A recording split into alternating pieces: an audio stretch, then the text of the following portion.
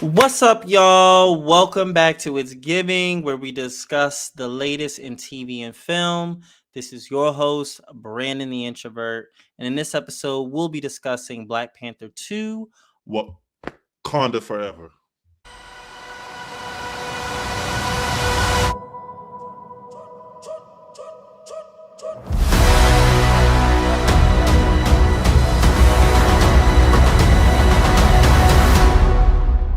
I like that. Don't even I usually have my hair out and all that, but I didn't feel like picking it out. I didn't feel like doing anything. And y'all might see me just I don't look raggy, don't get that twisted. But y'all might just see me looking a little more homely with some of these videos. Especially as the holidays is starting to come, and sometimes I'm just not feeling it. Before we get into the film, I want to do something where it's just kind of like a like let's just do a little check-in about like what we're watching, like well, really what I'm watching, what's going on in film, TV, entertainment.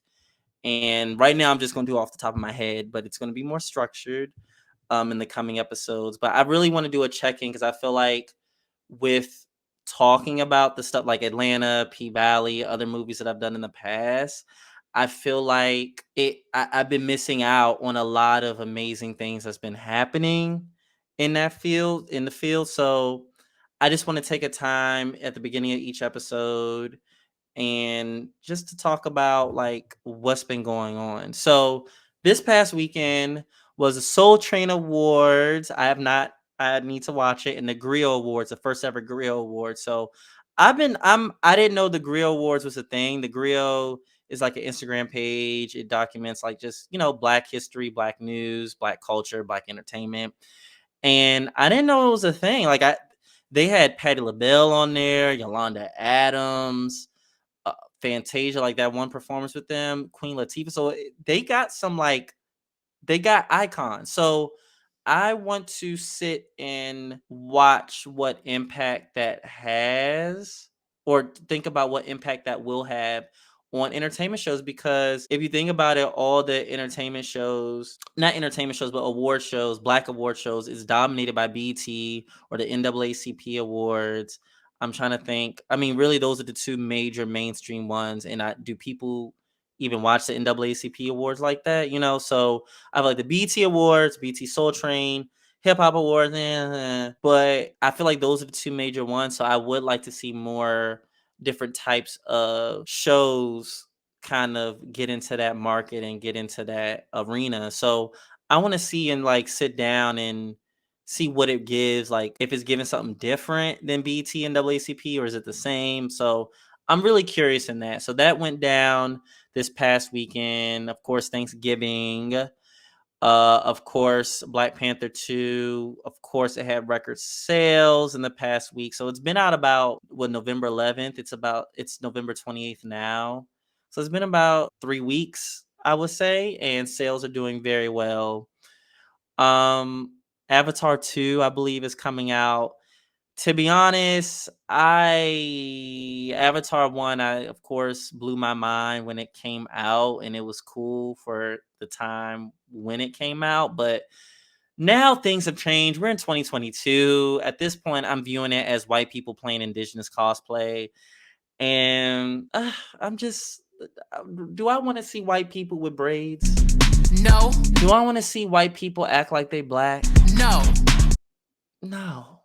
At the time when it came out, 2012, whatever, visually definitely amazing. I feel like that was one of the first movies like with that CGI element and stuff that was running on 3 hours. Like usually movies were like a strict 90 minutes, maybe a 2 hour. Like I feel like a 2 hour film was considered very long. Now these films are saying fuck it, going to 3 hours, if not maybe a little more, who knows. But Avatar 2, I'm just not excited. And I feel like not a lot of people are excited either.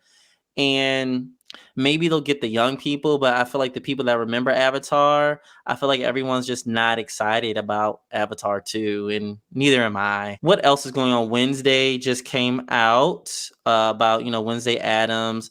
and Jenna Ortega is playing the lead role of course Wednesday, and I believe it's about an 8 episode season, and it seems pretty good. Like I've seen like bits and pieces of it, and it looks really good. And I'm always a huge fan of the Addams family.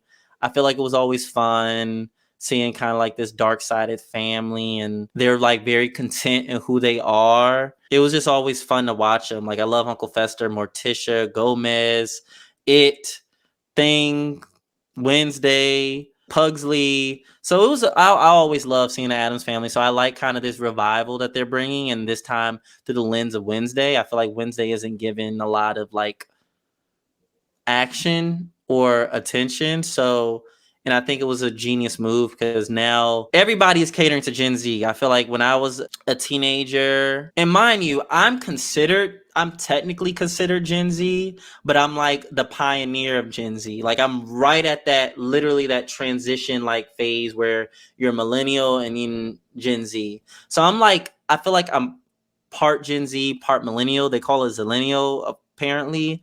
So I feel like I'm half connected to Gen Z.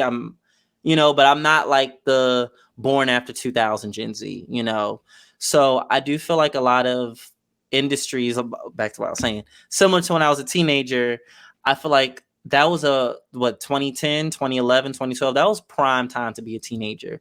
It was so many like films like Twilight, uh, Divergent, Hunger Games. I think Harry Potter was starting to finish up. The Harry Potter films around 2011 were finishing up. And then you have like boy bands like One Direction. You got people up and coming like Taylor Swift, Justin Bieber, Drake, Nicki Minaj. And I just felt like during that time, and then, the internet was really starting to develop, like Tumblr, Twitter. It was moving past MySpace and Black Planet, and even Facebook. It was moving away from Facebook. I feel like more so into Twitter, Instagram, Tumblr. So I feel like a lot of industries were catering towards teenagers at that time. And I feel like now with TikTok and just younger kids be on the internet and just having more control, more of a voice, more of a developed voice, I feel like a lot of industries are catering to just kind of like that coming of age stories. You have Wednesday, you have Euphoria, you have the Sex Life of College Girls, you have Sex Education. So I do feel like there's a lot of momentum to like the tween young Gen Z age group right now. So I want to take a look at Wednesday. White Lotus is still running. We're on season 2. Episode 5 just came out yesterday. I've been really enjoying White Lotus. I'm trying to marinate. I love season 1, and I like what this season is bringing. It's bringing more like sexuality. I think season 1, especially from what I was reading, season 1 was bringing more so like privilege, classism, just the wealth versus the non-wealthy. And I feel like there's still elements of that in season 2, but it's more about sexuality, scandal. It's more scandalous. And I'm really trying to see what they're trying to say, more about like relationships as well. So I really want to see what, the full story of it is. But we're on episode 5. I'm almost finished episode 4, but I've been enjoying that. And Bobby Light. Bobby Light, I love you, I'm caught up with the reunion up to part 2, but part 3 just came out yesterday as well. So I'm looking forward to that. Now, that can be its own thing, me talking about that show. However, I feel like I'm primarily watching it because you can't deny this is like one of the first Black gay dating shows ever. There's some issues with it, but it's still kind of on some pioneer ground with that. So I think it would be pretty cool to kind of just note that and mark that as a time in history. So I feel like with me, my background is in science. So I look at everything from that kind of scientific perspective. So I find it kind of fascinating that we're finally getting shows like this where, there's some talks about like coming out and stuff, but like I think now with storytelling when it comes to like us, like black queer, black gay, black trans.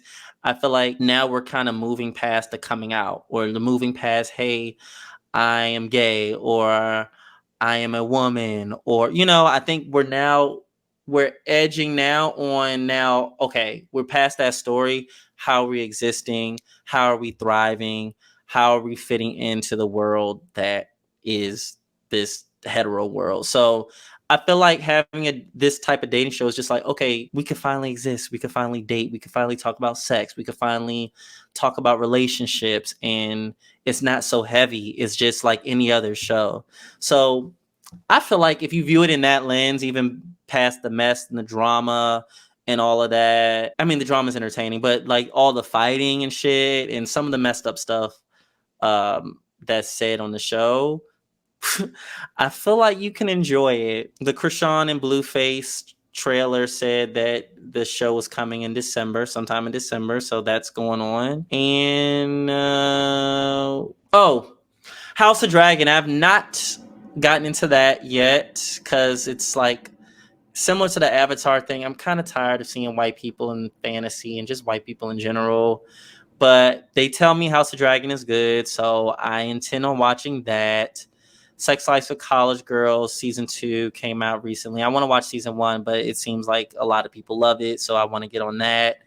And yeah, I feel like those are one of the major highlights that's been going on in the entertainment field. So, with Black Panther 2 Wakanda Forever, pretty much the entire film was a kind of a eulogy, in essence, the essence of what a eulogy is for Chadwick. I mean, Black Panther, but really by extension, Chadwick, kind of just paying homage and respect to him and his death. And it was a very somber tone throughout the film. And I feel like they did a great job of weaving a new story from the circumstances that they had to deal with. And by circumstance, of course, Chadwick Boseman's death. Like, of course, they weren't planning on him to, I mean, they knew of it, I'm sure. But of course, that wasn't the intention. The intention was for him to, get better, heal, not die, and continue to be the Black Panther because he was such an important symbol for the world, pretty much. And he brought kind of that leadership, that honorability, if you want to say, that honor to that role. So I think with them having to dramatically change things where Shuri became the Black Panther and, she was the sister.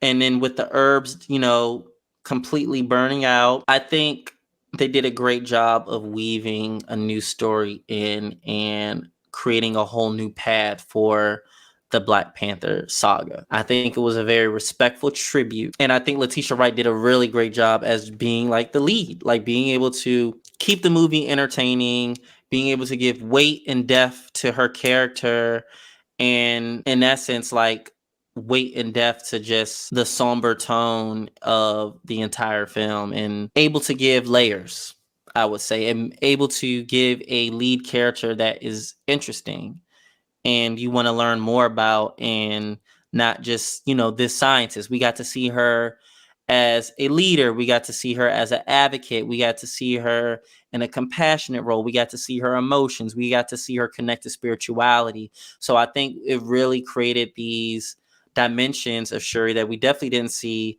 in the first film. Shuri is a cool character, she's not a one note character, but I do feel like we probably maybe weren't going to see all those different sides of her had she not been the Black Panther, had she not been lead. So for her to kind of step into that role, like, I'm sure that was just very, very, very hard to do. Not just being a lead, but also just respecting Chadwick and stepping in his footsteps, I would say. And also what I've noticed, like with the MCU, it's really becoming, if not already, woman led. Like Thor, Love and Thunder, spoiler warning, even though Jane died, I mean, we got a woman Thor. She-Hulk, we got She-Hulk. Riri Williams, shout out Dominique Thorne, who will be Ironheart. We got, I believe, Kate Bishop, Hawkeye's daughter. We have Wanda. We have Miss Marvel. we have Captain Marvel. Oh, Ant-Man, and we have the Wasp, and it looks like his daughter is becoming like a character too. So I think not only is it going to be woman led, but it's also going to be like kind of a Young Avengers thing going on. Like I said, Kate Bishop, Hawkeye's daughter. We have Thor. Thor has a adopted child now who has powers. We have Black T'Challa, but we have Ironheart. We have Miss Marvel, Spider-Man. But y'all get the gist of what's going on. But there's a lot of young characters, and also things are becoming more woman led. So I feel like in a way it kind of works out to being this natural evolution of the legacies of each of these characters. Either the main characters end up having the next generation be someone that's a woman or black or a person of color. I feel like is where things are going. But I just I'm glad to have it, but I just hope they're not doing it to be, let's not get canceled for lack of diversity, or let's not, you know what I mean? But I'm not gonna be too cynical with it. I, yeah, I'm not gonna be too cynical. But anyway, I feel like Letitia Wright did a really good job. I really like the inclusion of another indigenous culture. I read an article that was very interesting, like how people felt like this was the first instance of a Latin indigenous culture, but from the author that I was reading, they're like, Latin people are also black. So it's interesting how people didn't kind of derive that from Wakanda, which is a black indigenous culture. And I feel like a lot of black people, especially black Americans, don't realize the intersections between black culture and Latin culture, black Latin culture as well, and kind of how all of that weaves in and are connected to each other. I feel like people always think Latin is you have to look Mexican, or you have to look lighter skin, or you have to just look stereotypically like Hispanic.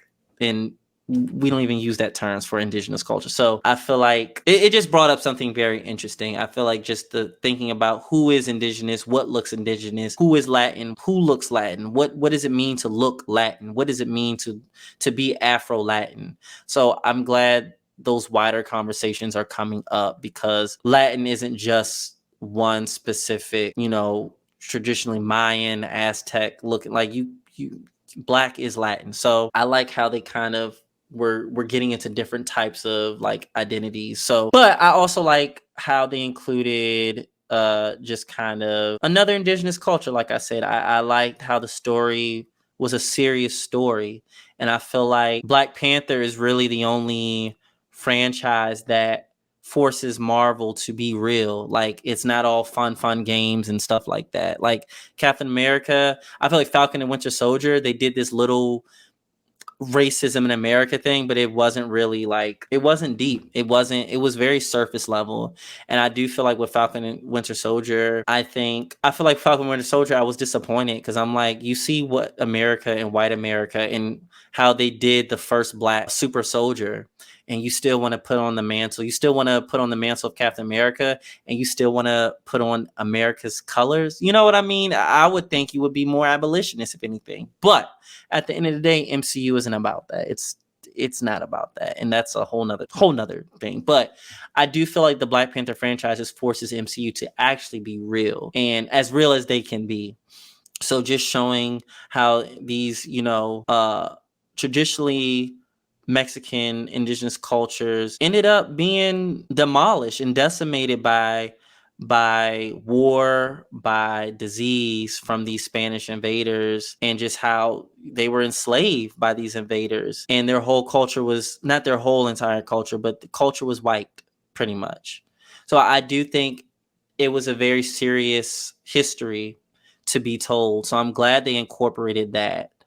And I would like to see how they're able to connect more of that to Wakanda as well. I'm looking forward to seeing alliances and partnerships and collaborations with the Talakans and the Wakandans as well. And if there's any other cultures out there, any untapped civilizations. And I like how these civilizations are untapped. By me saying untapped, more so saying how the outside world, more so the white world, haven't gotten to them. But it's unfortunate because they had to really get into this like seclusion because the white world was such a threat. So, So are they untapped or really not? Because I feel like psychologically it's still like a defense. Like it's still a we need to protect ourselves from these white people. So even though they're isolated from the world, it's still kind of you have to be isolated for your own protection. You can't just be out and about out of the reality that you're going to be exploited or you're going to be decimated, taken advantage of, you know? So yeah, we even see it like kind of a modern version of it with gentrification. Like there's so many black cities. It's not just it's DC, it's New York, it's Oakland. I haven't been to Houston like this. I don't know if it goes down in Houston, but we see this gentrification in all of these major cities and kind of a not kind of a wiping away of black hubs, black cultural spots, black hot spots, black neighborhoods, black history, black memories, black homes. And I call it a bleaching of all of these areas in service for these younger white wealthy people, families, individuals, and a replacement with shit like Lululemon. I don't mind the Trader Joe's, but like shit like Lululemons, yoga, hot yoga, cycling, all of these things where if the community were to benefit from them, I wouldn't really care so much. But we see there's a intentional whitewashing of these areas, and we see only the young and wealthy benefit from these new developments and benefit from these advancements that's been going on. This restoration, not even restoration, but like the fact that now more resources are coming in, the area is starting to look healthier and stuff. But we as black people don't get to benefit from that because we're usually the ones that have to move away from to a more so a lower resource area or an area that's more affordable. And we know the areas that are more affordable, they're not going to give as much resources to those areas. So we're seeing it now. We're seeing it now, but I feel like Black Panther, both movies kind of give us an insight into the historical colonization of it all. And I feel like now gentrification is a modern colonization as well. So I like kind of that enhanced story, that enhanced universe. And yeah. Now into Riri Williams, I like how we get to see a black person that is an ally to Wakanda. Because we see the first non-Wakandan. Well, actually, he wasn't a Wakandan technically, but we see him more of an antagonistic role, Michael B. Jordan's character. And he's trying to rule Wakanda with the iron fist and kind of destroy the world. And so I'm glad we get to see a black character that isn't about that and is for Wakanda and, you know, is a supporter of Wakanda. So I want to see more black characters. Like, why did we get the first ally Wakanda was a CIA agent, which would never happen. I'm about to get into that later, but I really like seeing kind of that variety of black character, and I feel like Riri adds a lot. She definitely added a lot of comedic relief. Comedic timing was really great. And it was just cool to see kind of like that back and forth she had with Okoye and Shuri. And you could tell Shuri kind of has like a friend and an equal in Riri, her being this kind of black female genius, you know, just like Shuri. I really like seeing that. And I'm looking forward to seeing more interactions with Shuri and Riri as well. So she's a great addition to the Wakanda universe, and we're really excited for Ironheart. I feel like the use of subtitles is really great. We definitely had them in the first film, but I feel like nowadays, especially with 2020, with stories such as I believe it was Coda and then Parasite, Squid Games, subtitles are is not even becoming. They're now a necessary part in films, and I think now people don't really mind them anymore. And when it comes to foreign languages, I think people actually it's becoming now normal to just have a film in a completely different language and you just ride along with the subtitles pretty much. But yeah, I feel like now more, at least in terms of American viewers, like subtitles are a thing, even if it's an English like show or English movie or English movie. people use subtitles. Like I see a lot of my friends be using subtitles. Like I don't know. I don't know. I feel like when using subtitles for like English movies though, I don't know if it's like a disconnect the brain has or it's to help us focus more.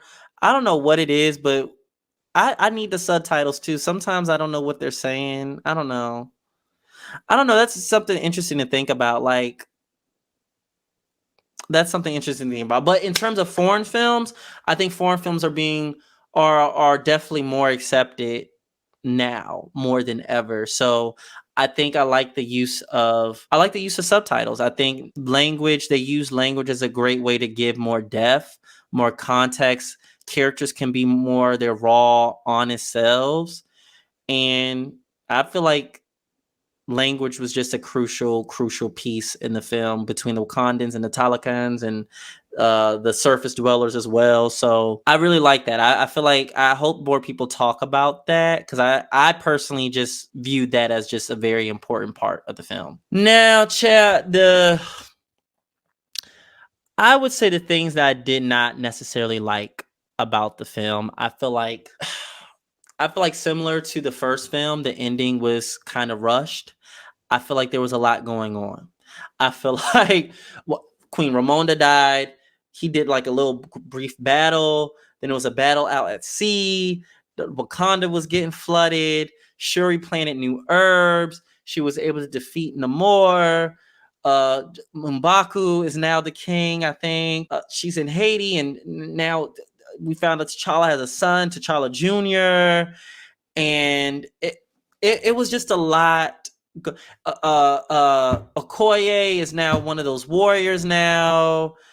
I think what's her name? Io. I believe her name is Io. She's the new general of the Dora Milaje, and she's gay. And I just feel like it was a lot going on, and a lot was rushed. I feel like Ramonda dying alone needed to be in a whole nother movie.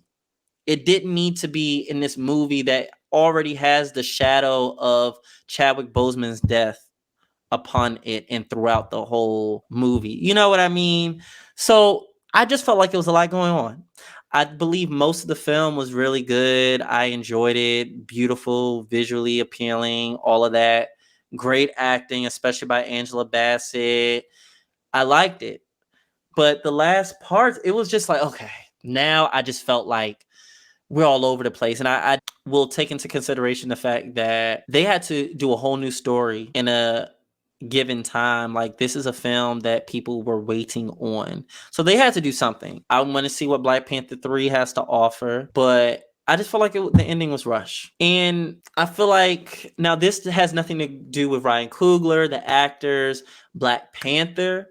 I think the story, the direction, the acting are all great. However, I think at the end of the day, Black Panther has to conform to the Marvel structure, and I think that's what holds it back. This is what happens. You know, even though stories are all about conflict, journey, resolution, if there's any resolution, but I feel like with filmmaking, Marvel isn't really in the business of making artistic or making art.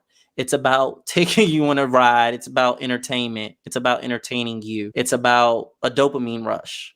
It's about what sells. It's about big budget. It's about Disney, what Disney has to say. I feel like because of that, it's very conformed to this structure where it's like, okay, we already know the good guy is going to win. We already know the bad guy is going to lose. And we already know they're going to lose. They're going to fight them first, lose, maybe fight them again, lose, fight them the third time, and win. You know what I mean? So it's just a lot of like the Marvel MCU structure. I feel like it limits Black Panther, and I feel like if it was like maybe a black studio or a black network or whatever that was in control of the Black Panther story, I feel like it would be able to do a lot of cooler things. It would be able to say nigga for one. I feel like it would be able to be more raw with its storytelling, not, you know, maybe sugarcoat some things. I feel like even for one example, having Agent Ross, no CIA agent, I'm about to get into that, but no CIA agent is going to help niggas. No government agent is going to help niggas and go against their country, they sworn allegiance to, they spy for, they do the dirty work for niggas, let alone an advanced civilization of black people. No CIA agent will ever do that, let alone a white one. So that in itself is fantasy. That in itself is fantasy. No white agent, no white person, I personally believe, will go against their own. Now I'm sounding like Dr. Umar. Oh, Lord have mercy, another coon. I gotta do a coon analysis and a coon screen. Will go against their own in to aid black people without getting any benefits in return. So let's clear that up. So I feel like with especially Disney movies, especially Disney movies, especially Marvel movies, whenever it's a majority black cast or non-white cast or POC cast, Disney shows too, there always has to be that white character where white audiences, I feel like the white character is just in existence so white people can validate that whatever the project is, whatever the film, movie, TV show, can be like, oh, I feel connected to it, or this is valid because there's a white person in it. You know what I mean? That's so Raven. I love Annalise Vanderpool. She's good at. I love Chelsea, but I do, and that's just an example. Or like the Parkers, where they have Stevie, where Stevie is just like there's not even a part where like there weren't even episodes that really discuss you're a white girl, like your whiteness around these black characters. And in real life, the only time white people hang around black people and they're the only white ones, I feel like is because they resonate with blackness, not necessarily because these people are like cool people. Like they're trying to be connected to blackness in a way. But that's a whole nother story, chat. But I do feel like it's all these like forced inclusion of white characters and black storytelling that is produced by white networks, white studios. I feel like they always just force that white character in. And Agent Ross is one of those characters where they force that white character in. But I feel like because of that, because it's controlled by Marvel, it can be black, but not too bad black. It can't be on some fuck America, fuck white people shit. No. Y'all can be proud of y'all's heritage and stuff without making white people feel uncomfortable about them being white. Y'all can even do a few little jokes there, but y'all can't make us uncomfortable. Y'all can't make us as white people feel too uncomfortable. And I feel like that is what is limiting Black Panther from being a really black ass, gay ass movie.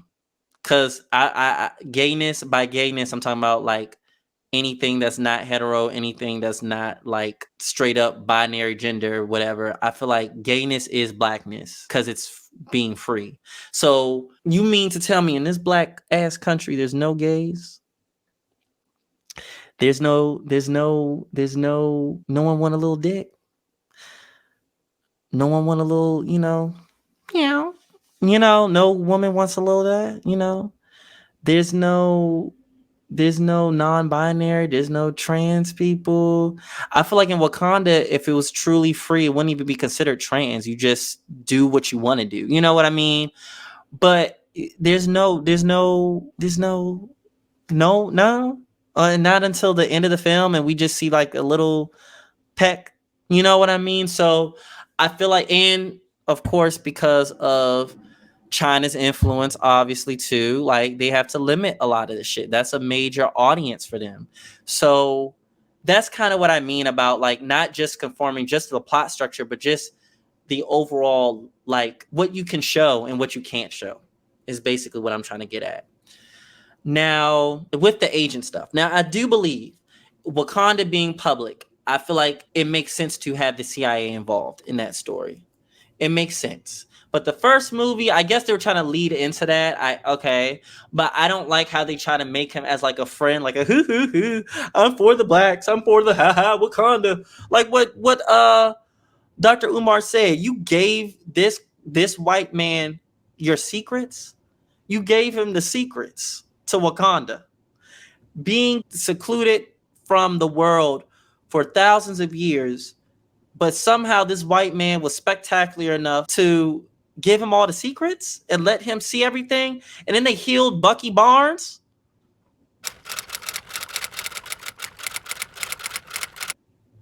Like I saw in a post, I didn't see nobody. Maybe because they had a closed Wakanda funeral. I didn't see no Avengers at T'Challa's funeral. I ain't see no Avengers clean up the Wakanda mess that they left after deciding to do that whole battle with Thanos in Wakanda. I didn't see any of that. So why are we being so nice to these white people as Wakandans? Why? Why? Why is our first surface world ally a white person? Why? So that's the only thing I have to say. But the CIA agent story, whatever, even though I feel like you had to include that now that Wakanda's public, it just makes sense that these American governments will be involved, try to be involved in Wakanda's going ons. I do feel like it's still bogged down the story. I just feel like it was a diversion from like the life and energy of the story. It just was like, oh, okay. I love Julia Louis-Dreyfus, and I do feel like I think she's going to be Madame Hydra. I do feel like she was interesting, and I mean, I'm biased. I love Julia Louis-Dreyfus. She was one of my favorites, but it was just like, oh, okay, all right, and yeah, I had also had to talk with one of my friends. You mean to tell me Wakanda didn't know that little chip, that little bracelet was bugged? You know what I mean? Wakanda didn't know that with all its technology. So I just That was just me. You thought you ate That was just me. Also, well, the next thing I really did not like was the fact that Ramonda died. I didn't like that Ramonda died, and I understand this is like an Atlantean water civilization, but when I saw Wakanda starting to get flooded, and I don't know how it got flooded so easily, but when I saw it start to get flooded, I just went to like thinking of Katrina, thinking about Puerto Rico, thinking about Houston, just thinking about all the black areas that were flooded, and just the lack of relief or support or rescue that we had as people. So it just brought my mind to that. But then Queen Ramonda dying, the way in which she died, where her head was in the water, it was just like it was just very traumatizing to me. And I think also, of course, you can't help but see Angela Bassett, as well. I know that's her character, but it just didn't help. It didn't help. And I'm just like, Shuri lost her brother, she's lost her father. Now she got to lose her mom too. Like, damn. So I just felt like it was unnecessary, and I feel like the film didn't give it that attention that Ramonda, I feel like, demands. You know what I mean? So I didn't like that at all. If y'all were going to, and Marvel movies, Disney movies are so obsessed with just killing people off. But I've read that Ryan Coogler said this is the MCU, and people do come back, and anything is possible pretty much. So who knows? Maybe she'll come back. I don't know. But really, y'all, like, let me shift my bang. Like, really? Y'all didn't need to do that. Y'all didn't need to do that at all. But I feel like overall, it was a good addition. I want to see what the vibe is like watching the movie at home and not in the theaters. And I do want to see it again.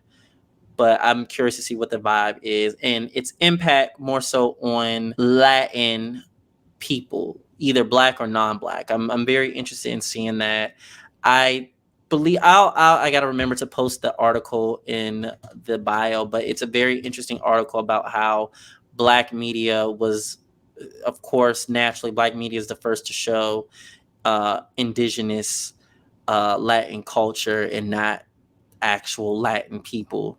Basically saying like Mexican media is full of like kind of basically white people in the media and not, no traces of indigenous culture, no indigenous representation. So they were just saying like, of course, black people are the first ones to put that on and having to do that job and do that, representation. But I'm gonna put that in the bio. But overall, I liked it. I like the enhanced world. I want to see more Talakan. I feel like I've been butchering the name, but I want to see more of that underwater kingdom. Now, the future of the future of Black Panther, we see T'Challa has T'Challa Jr. We see Nakia is ready to kind of get back into the politics of things in a way. And Shuri is now the Black Panther, with M'Baku being the king of Wakanda. And I feel like that was definitely fitting. Like we see the Jabari tribe and the rest of Wakanda are together now. Like they went to Jabari. The Jabari tribe has aided Wakanda countless of times. So I think M'Baku has proven himself, more than proven himself, to be the king of Wakanda. I think it that was ugly.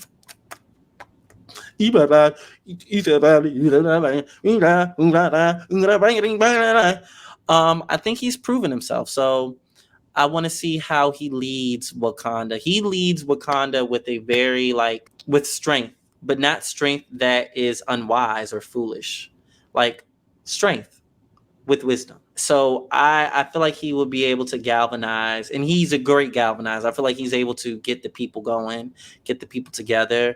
So I'm looking forward to seeing how all these shifting dynamics come into play, and also how Ironheart's relationship to Wakanda, and now her being connected to this highly advanced technology. I'm sure she'll be able to make an Iron Man suit that is 100 times better than what we've ever seen. So yeah. Also, quick, I didn't like the damn uh outfits that Okoye and Michaela Coel's character. I didn't like those squid looking costumes that they were wearing. It was very it just didn't fit with Wakanda. It didn't even fit with Talakan. So I just didn't know what they were doing with that. But the future MCU, it seems like it's starting to head towards with Kang the Conqueror being the big bad and not Thanos. Kang is basically a god, and as Thanos was getting all those Infinity Stones to be a god, Kang is pretty much already a god. So it seems like everybody's going to connect for that. But honestly, overall, I think people are starting to be tired of the MCU film structure, and even filmmakers such as Quentin Tarantino are starting to call them out for just this isn't. And Martin Scorsese are starting to call them out like this isn't cinema. This is just a fun ride that y'all take people on each and every time, but things really don't change, and things really stay the same in terms of plot and structure at its base. So I'm interested in seeing how they're going to switch it up. I feel like the biggest instance of I've seen them switch it up was with WandaVision. Granted, I haven't seen She-Hulk or Hawkeye or the holiday special or Miss Marvel, or Doctor Strange or Spider-Man. But I can bet it's the same structure. But I feel like WandaVision was just something completely different and fresh. So I feel like near the end it kind of gave into the Marvel structure. But if they can still do stuff like that with the other franchises, I think that would take them to the next level. But honestly, after this whole Kang business in Phase 5, Phase 6, I don't think they're gonna. As long as it's making money, I don't think they're gonna stop. I think they're still just gonna make TV shows and do that. But I'm just superheroed out pretty much. But we're gonna stay in there for Wakanda. We're gonna stay in there for Ironheart. As long as those franchises are still going, I'm gonna be tuned in. But in terms of general MC universe, I'm tired. I'm drained. That's all I had to say about Black Panther. Wakanda forever. Let me know what y'all think. Be sure to describe. be, be sure to like, subscribe, comment. Check us out on Instagram, TikTok, Twitter, YouTube. We're everywhere now. So, who knows? Maybe we'll start doing written reviews. I don't know. So we're elevating slowly but surely, but we're elevating, and just be sure to be tuned in. I think now we're gonna do more like films right now until I feel like there's a TV show that's worth being invested in and doing things on a week to week basis. So right now we're just gonna do films and anything else I feel like doing. So check us out on all the platforms. The link is in the bio. And thank you for tuning in, and I will see y'all later.